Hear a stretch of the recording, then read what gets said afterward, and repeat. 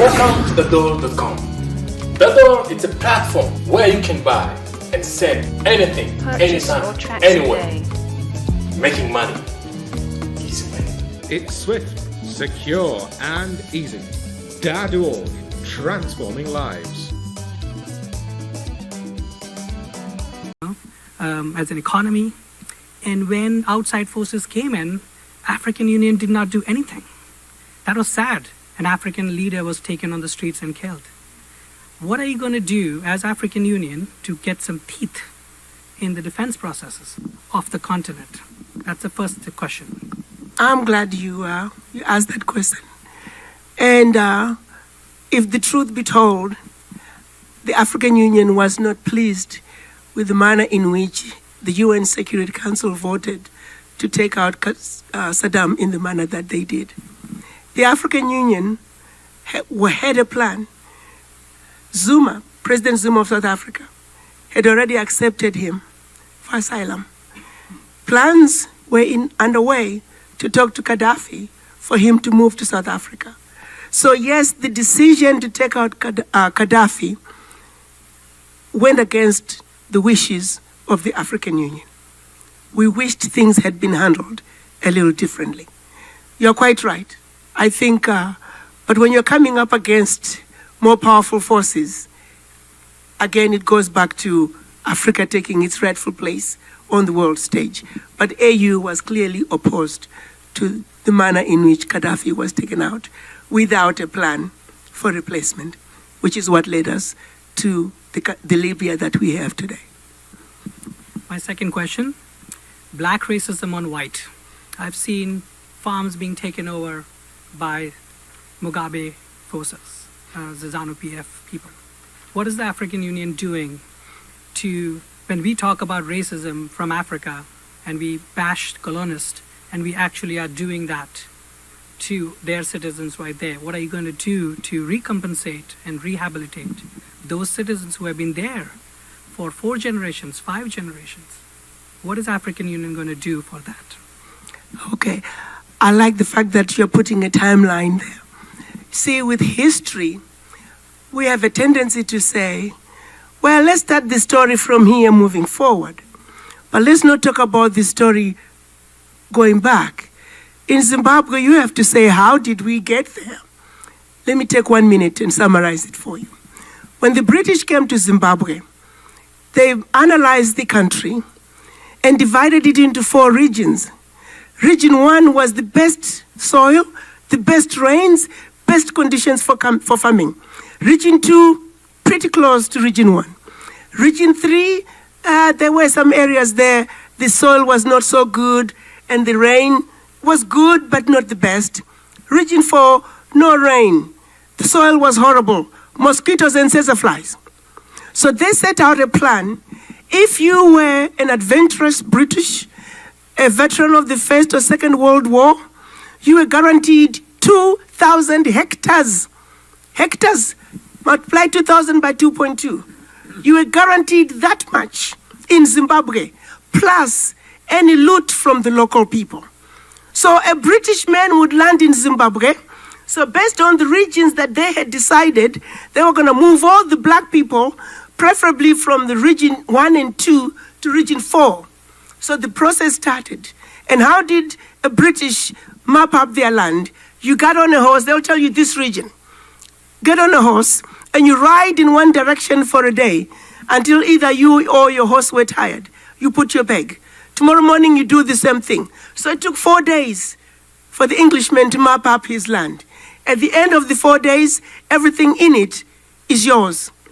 And the people who lived on that land were told, in this direction, go past this mountain. In this direction, go past this river. They left with whatever they could carry. The chickens, the goats, the cows, they were theirs. And some of them were not so lucky. You barely settled again when another Englishman came, and he was given that part. And there you were again. Slowly, the process of moving black people to the west parts of the country started, and it was finally completed in the 50s. Now, you want to ask me who needs to be compensated? Are you with me? Yes. So we got to go to the beginning rather than understanding things superficially. How did you get your hand? It just goes about how fast you could go. Some of these farmers were owning 5, 6, 7 farms. I know my family farm, and I grew up hearing the story from my own father. When the situation took place in the case of my father, he remembers distinctly he was a teenager. And he used to, when white men came to Africa with their pants, they called them men without knees. He remembers men without knees coming to the village on horses. There was some hush-hush talk. He didn't know what was going on. But he remembers waking up one morning and the whole village was on fire. They were being torched by these men without knees on horses. His aunt was pregnant and was due any day. So they had asked for permission for her to stay until she delivers. It was one little hut that was left standing in a burnt-out village. They left with whatever they could carry. Sadly for them, Aunt didn't deliver for 3 weeks. My father spoke about how scared he was every morning. The men without knees coming to check and see if my aunt had delivered. There was him, an uncle, another grandmother who was a midwife, and another aunt. They all crumbled up in this one room. When she finally delivered, 3 days after delivery, they were told to walk, go find the others who had left before. Now the loot law, it's in the history books. You don't have to go far. It's in the British history books. As a matter of fact, the British started fighting themselves over how to distribute the loot as they go from one place, one village to the other. It was acceptable. So, son, do you still want to ask me who is owed what? May I rest my case? Thank you. You're welcome. But those people still have families. We need to be compassionate. Thank you.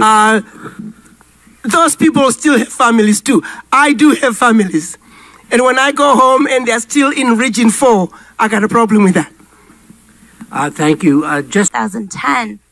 And what I noticed is that the Chinese did wonderful infrastructure projects in Kenya that really helped revitalize the streets, etc. However, I also noticed that many Kenyans are also very qualified to do the same type of jobs, such as engineering, construction work, etc., but we're just unemployed. So I'm wondering, what is the African Union doing to maybe like a policy change for the continent, where you do have the Chinese coming in and doing infrastructure projects, but they're also employing the youth? Because you see in Kenya, for example, the youth is very educated, but they're unemployed. So if you're unemployed, you'll get involved in things that are not good for the society that we all frown upon. So what can the African Union do to, yes, bring the Chinese in, or whoever, the Western,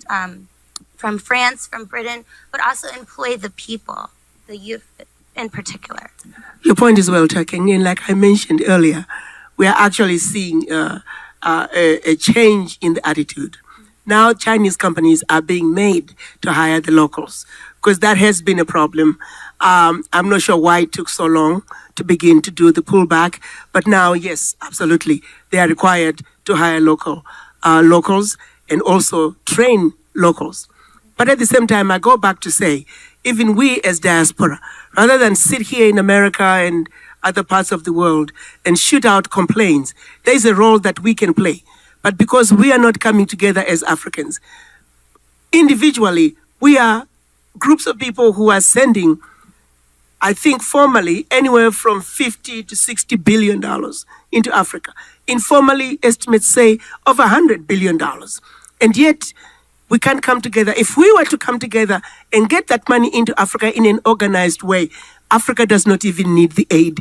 We can change our own circumstances. So at some point, while we are trying to figure out what we need to do, we must first and foremost own what we need to own and take responsibility for that which we can do for ourselves.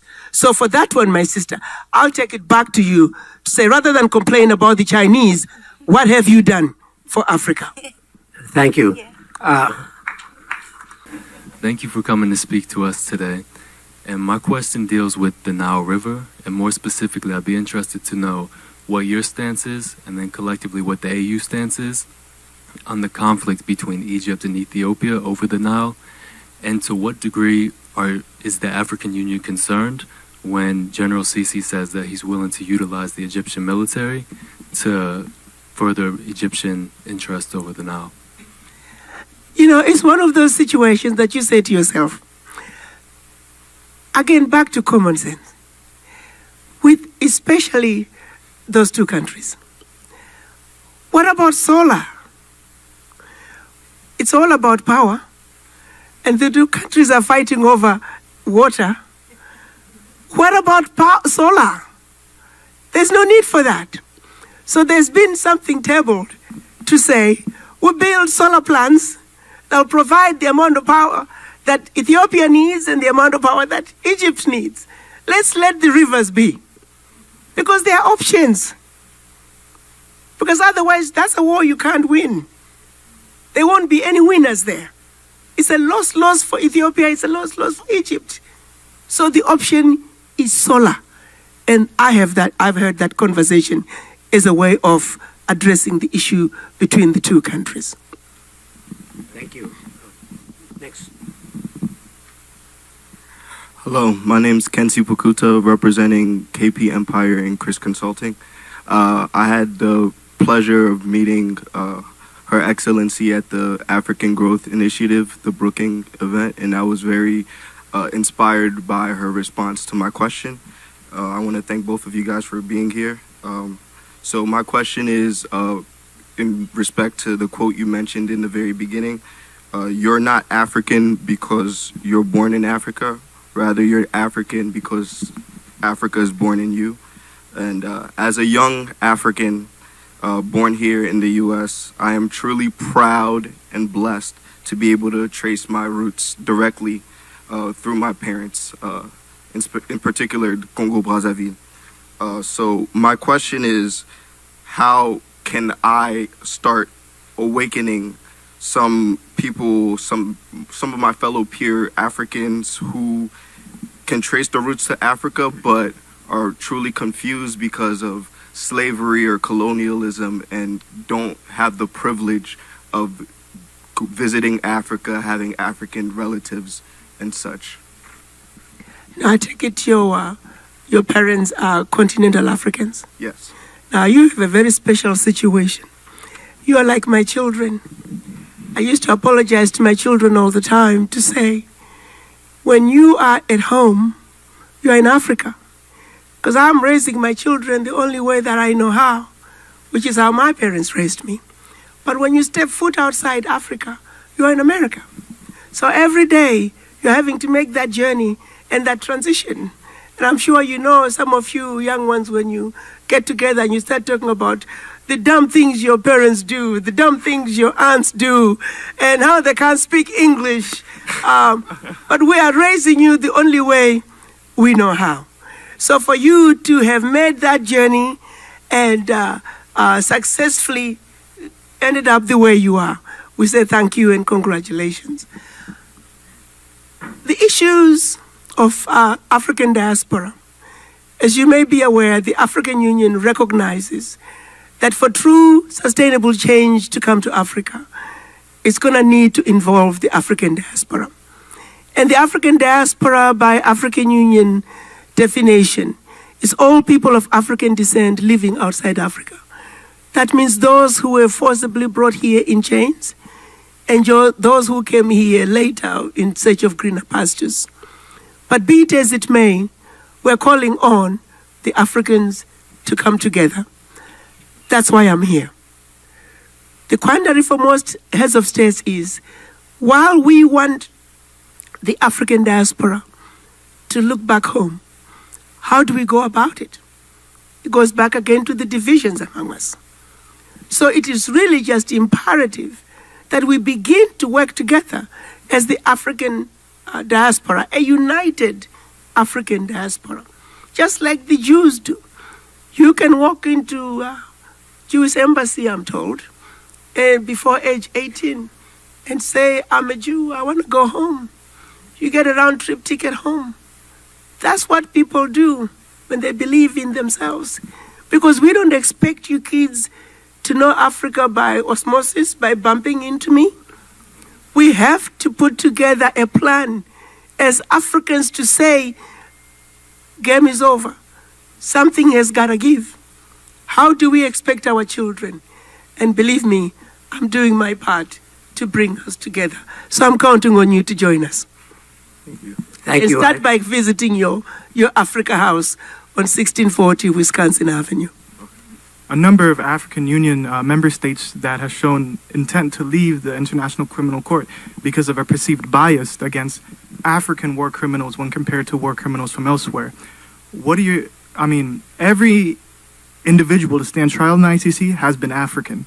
What is your comment on that? And what is your comment on the fact that a lot of AU member states wish to leave the ICC? Well, I think they do need to leave the ICC because there is a bias. Africa needs to have its own criminal court, and that is in the works. It is that simple. Is that simple? It is that simple. Why hasn't there been anyone from Myanmar indicted by the ICC? Absolutely. It's kind of strange that only Africans get indicted. Instead of leaving the ICC, shouldn't the Africans, obviously they voice their concerns, but shouldn't they work towards a better ICC where more individuals from, not more individuals, but you know what I mean, where individuals who are indicted aren't only African, because there are plenty of war criminals who walk free. Africa needs to have its own ICC. Africa must take care of itself. Simple. Okay. Thank you. Thank you. Thank you, Madam Ambassador, Mr. Cohen. And also thank you for everybody for being here and asking great questions. I think you would have made a great lawyer because when you make your case, it's almost irrefutable. But one of the things that you do is you use stories very well. Stories are important because they give context. They tell you about the history. They tell you about your failures, your successes. More importantly, they inspire you. As Africans, I don't think we've done a good job telling our stories. I grew up in Lagos, Nigeria, and I read Oliver Twist, Pride and Prejudice. Didn't learn much about, Nkrumah or the great African leaders that came before my time. And I had to search myself. I mean, everybody here has probably seen a movie about the Holocaust or, the Alamo. But there hasn't been a real movie about what you just described that happened in Zimbabwe. So how can the world put context around what is going on in Africa? How can we inspire the youth in Africa to think that it's possible to overcome the challenges? I'm not asking for us to hide those things. That's part of our story now. More importantly, in more concrete sense, what is the African Union doing in terms of educational policies to try to shift this a little bit so that African youths can actually learn about their heritage, their story at a very young age to inspire change that we really need to come in the future? I think you made a very important point that Africa has got to take charge of its own narrative. We must tell our own story. I like to call it the they syndrome. Again, goes back to Berlin Conference, 1885. We are waiting for them to do this. We are waiting for them to do. Who is they? Who is them? Our colonized mind is the white man. What's stopping us from telling our own stories? Things are happening around us. We are waiting for somebody to tell the story. That we must own. So we must tell our own stories, we must tell our own narrative. What I've done in my own power here at the AU Mission in Washington, D.C., we've now set up an internet, television, and radio. We hope that we will be telling the truth about Africa from there. So if you want to hear the truth, just tune in and we'll tell you the truth. So you don't have to now begin to say, oh, what did BBC say? What did CNN say? Because we don't tell our own narrative. Go to that door. Hello, my name is Saqib Hamid, the CMO of Dad.org. Today, I'm going to demonstrate how easy it is to install and use the Dad.org app.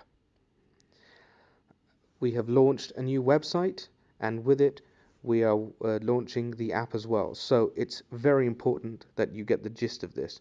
So, you first of all go onto the Dad.org website, dadorg.com. Sometimes you will get a privacy notice. Just click I accept and you can continue to use the website. Then it's super easy to install the app. All you need to do is roll all the way down to the bottom.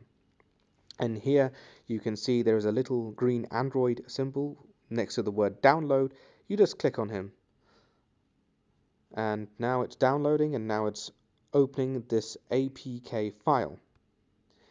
Now, it is important before you do this to disable your security settings on your phone, because you may face difficulties. Of course, you can put the settings on back after installing this. This is not harmful. So it's asking me here in Danish if I want to install the application. I just click install. So now we are good to go. It's installing, and now it's installed, so we are going to open. And now I have the privacy setting when opening the app. So I just click I accept. And there. Nice and easy. And just to show you on the phone, this is what it looks like. You can see the Dad.org logo just shining there. I can click on that and it launches the app. So there you have it. It's swift, secure, and easy. Dad.org, transforming lives.